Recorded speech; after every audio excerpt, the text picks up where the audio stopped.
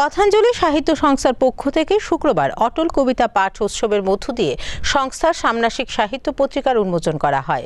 আগরতলা মহারাজগঞ্জ বাজারস্থিত গ্র্যান্ডিউস ক্লাবে আয়োজিত এই অনুষ্ঠানে উপস্থিত ছিলেন বিটিভি ত্রিপুরা নিউজ চ্যানেলের সিইও মনীষা পাল চৌধুরী এবং মহিলা কমিশনের চেয়ারপারসন ঝর্ণা দেববর্মা।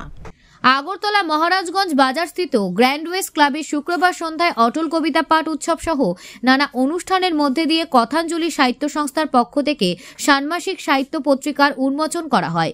এই অনুষ্ঠানে উদ্বোধক হিসেবে উপস্থিত ছিলেন বিটিভি ত্রিপুরা নিউজ চ্যানেলের সিইও মনীষা পাল চৌধুরী এবং প্রধান অতিথি হিসেবে উপস্থিত ছিলেন মহিলা কমিশনের চেয়ারপারসন ঝর্ণা দেববর্মা।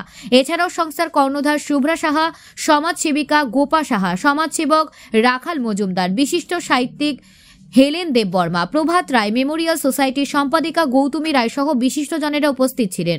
কথাঞ্জলি সাহিত্য সংস্থা স্থাপনের পর থেকে এই ধরনের অনুষ্ঠান করে আসছে। শুক্রবার বিকেলে অনুষ্ঠানের শুরুতে নীরবতা পালন করে প্রাক্তন প্রধানমন্ত্রী তথা প্রয়াত ডক্টর মনমোহন সিংকে শ্রদ্ধা জানানো হয়। পরবর্তীতে অনুষ্ঠানে আলোচনা করতে গিয়ে প্রাক্তন প্রধানমন্ত্রী অটল বিহারী বাজপেয়ীজির প্রসঙ্গে বিটিভি ত্রিপুরা নিউজ চ্যানেলের কর্ণধার মনীষা পাল চৌধুরী বলেন, অটল বিহারী বাজপেয়ীজির একজন শক্তিশালী ব্যক্তিত্ব ছিলেন এবং রাজনৈতিক ব্যক্তিত্ব বলতে যা ওনার মধ্যে সমাজসেবা এবং মানব সেবায় গুণ ছিল অপরিসীম। এছাড়া ওনার কবিতা লেখনীতে শব্দচয়ন, দেশাত্মবোধ, দেশপ্রেম এবং মানুষের প্রতি ভালোবাসা ছিল অগাধ। পাশাপাশি এদিন তিনি কথাঞ্জলি সাহিত্য সংস্থার কাজের ভূয়সী প্রশংসা করেন। এদিকে অনুষ্ঠানে সাহিত্য নিয়ে আলোচনা করেন মহিলা কমিশনের চেয়ারপারসন ঝর্ণা দেববর্মা। অন্যদিকে এক সাক্ষাৎকারে এদিনের অনুষ্ঠানের বিষয়ে বিস্তারিত জানান কথাঞ্জলি সাহিত্য সংস্থার কর্ণধার শুভ্রা সাহা। আমরা কথাঞ্জলি সাহিত্য সংস্থার পক্ষ থেকে আজকের অনুষ্ঠানটি করতে চলেছি। বিশেষত আমরা একটি সাহিত্য পত্রিকা প্রকাশ করি, কথাঞ্জলি সাহিত্য পত্রিকা, ষান্মাসিক পত্রিকা এটি। আমরা এই সাহিত্য পত্রিকার উদ্বোধন করব। তাছাড়া গত 25শে ডিসেম্বর ছিল আমাদের প্রাক্তন প্রধানমন্ত্রী ভারতরত্ন ডক্টর অটল বিহারী বাজপেয়ীজির জন্ম শতবর্ষ। সারা দেশে মহাসমারোহে এই দিনটি উদযাপিত হয়েছে, কবিতা উৎসব হয়েছে। সেই নিয়েও আমাদের আজকের অনুষ্ঠান রয়েছে যে অটল কবিতা উৎসব। সেটিও আমাদের সাহিত্যিক বন্ধু, কবি সবাই তা নিয়ে আলোচনা করবে, কবিতা পাঠ করবে, অটলজির কবিতা পাঠ হবে। এই নিয়ে আমাদের আজকের অনুষ্ঠান। অ্যাকচুয়ালি সাহিত্য বিষয়টা আমরা সবাই জানি যে খুব গুরুত্বপূর্ণ একটা বিষয় আমাদের সবার জীবনে।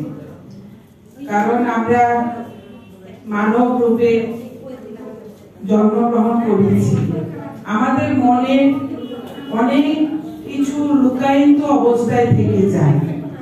কারণ এমন একটা সাহিত্য এমন একটা বিষয় যেখানে আমার ভারতরত্ন অটল বিহারী বাজপেয়ীর জীবনী সম্বন্ধে আলোচনা করছি আমি এখন।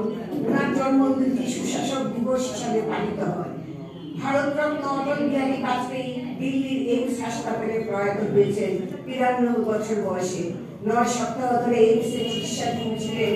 দেশের প্রথম বিজেপি প্রধানমন্ত্রী তথা মহান এই নেতার জীবনী খুব আকর্ষণীয় ছিল। এবং আমাদের যেটা দরকার আজকের দিনে আমি মনে করি আমার থেকে যে রয়েছে, আমরা প্রত্যেকের পাশে দাঁড়াতে হবে, প্রত্যেকের গুণকে আমরা সম্মান করতে হবে সমালোচনার ঊর্ধ্বে দিয়ে। আমি যে কথা বলছি আমারও অনেক দোষ ত্রুটি থাকে, প্রত্যেক মানুষের মধ্যে কিছু ভালো মন্দ থাকে, আমরা সকলে ভালোগুলি নিয়ে থাকি না। আজকে এই জায়গাতে শুভ্রাদি সকলকে একত্রিত করেছে। শুভ্রাদি নিজে ভালো কবিতা লিখে এবং একজন সমাজসেবী এবং একজন রাজনীতিবিদ বলবো আজকে জানি। তো সেই হিসেবে উনি একজন কবি যখন সমাজের কাজে নামে সেটা অত্যন্ত প্রশংসার দাবি রাখে, তার মধ্যে একটা মানবিক রূপ থাকে। আমরা আশা করি যেটা আমাদের প্রাক্তন প্রধানমন্ত্রী অটল বিহারীজির মধ্যে হয়েছিল।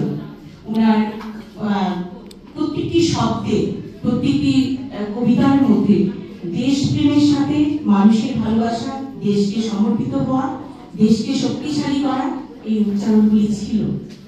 যতটুকু আমি জ্ঞান অর্জন করতে পেরেছি, আপনারা সকলেই গুণী এখানে বসে আছেন। শ্রেষ্ঠ সন্তান নানান কাজে ব্যস্ত থাকতে কখনো চিন্তা আমাদের নিয়ে, আমাদের উন্নতির জন্য, আমাদের অগ্রগতির কথা ভাবতে তুমি অগাধ ভালোবাসা প্রথম জাতিসংঘে বক্তব্য রেখেছিল এই হিন্দি ভাষা। 3 বার প্রধানমন্ত্রী, 10 বার সংসদ সদস্য হয়ে